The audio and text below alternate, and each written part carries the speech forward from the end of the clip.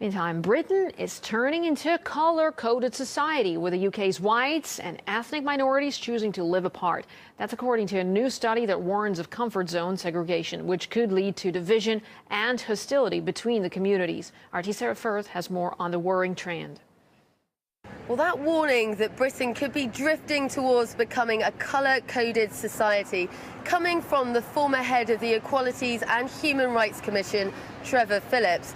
Now, Mr. Phillips has been leading some research with think tank Demos and Birkbeck University of London, and what they've done is analyse data from between the 2001 census and the 2011 census, and what they found is, during that time, more than 100,000 people from ethnic minority groups had moved out of London, but instead of moving to areas considered predominantly white, have preferred instead to move to so-called mixed areas where there are already established minority groups.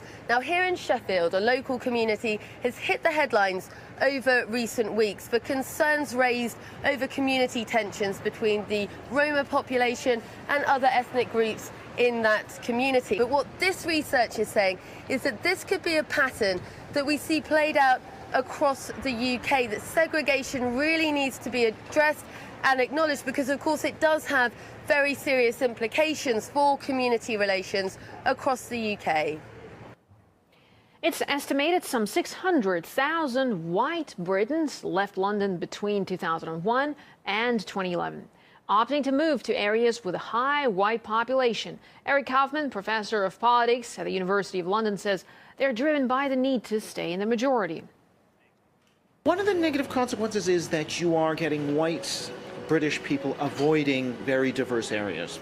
So it's not because they dislike any one group, but they just want to be in a comfortable majority. So you can get a situation where, like in parts of East London, Newham, or in parts of South London, each census, there are fewer and fewer white British there, and it is possible that there will be areas that have very few but very few white British people living there. We see the same trend in the United States. There are sections of the diverse cities like Houston and Los Angeles where there are very few white people living there, and that could be a concern for integration.